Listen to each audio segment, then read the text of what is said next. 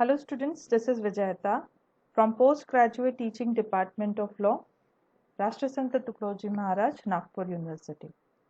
Well, this is the continuation video of International Covenant on Civil and Political Rights 1966.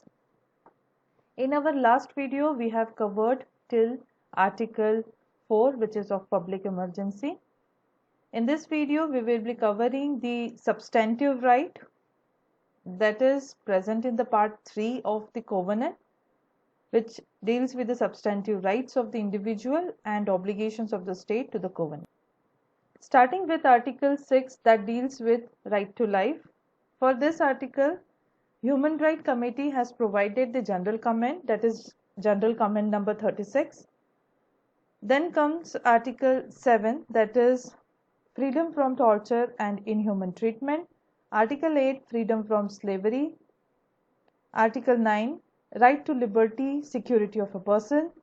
Article 10, treatment with humanity, that is right of all person who is deprived of their liberty to be treated with humanity.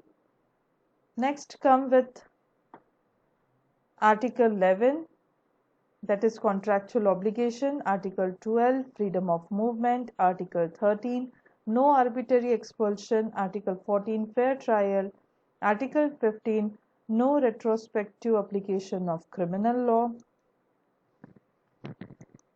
Article 16, recognize as a person. Article 17 deals with privacy. Article 18 deals with freedom of conscience. Article 19, freedom of opinion. Article 20, no war propaganda. Coming to Article 21, Article 21 deals with peaceful assembly. For this also general comment by Human Rights Committee has been provided, that is general comment number 37. The comment which has been provided by the Human Rights is a recent one. In 2020 itself they have provided this comment. According to the comment, the rights of lawful peaceful assembly protects the non-violent gathering of by person for specific purposes, basically expressive one. It constitutes an individual rights that is exercised collectively, and inherent to the right is thus an associative element. According to the committee, everyone has a right to peaceful assembly, with either by the citizen or non-citizen alike. Article 21 imposes obligation on the state that to respect and ensure peaceful assembly. It imposes negative and positive duties on the state during, before and after assemblies. The negative duties entails that there be no unwarranted interference with the peaceful assembly. States are obliged to, for example, not to prohibit, restrict, block, disperse or disrupt peaceful assembly without compelling justification, not to sanction participants or organizers without legitimate cause. Coming to positive right, to facilitate peaceful assembly and to make it possible for the participant to achieve their objective, state must promote an enabling environment for exercise of such right without any discrimination. State must also ensure that the laws and their interpretation and application do not result in the discrimination in the enjoyment of peaceful assembly.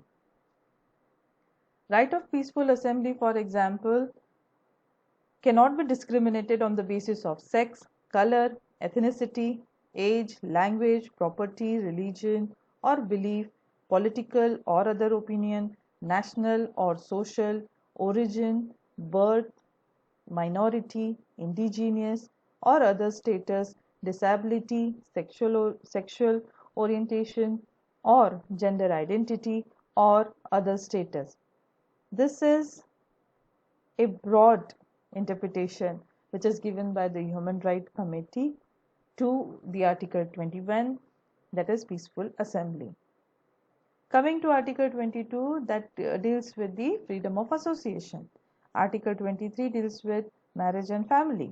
Article 24 deals with the child protection. Article 25, rights and opportunity for every citizen. Next article is Article 26 that deals with the equality before law, and Article 27 that deals with minority rights. In the next video, we will be discussing the implementation procedure. Thank you.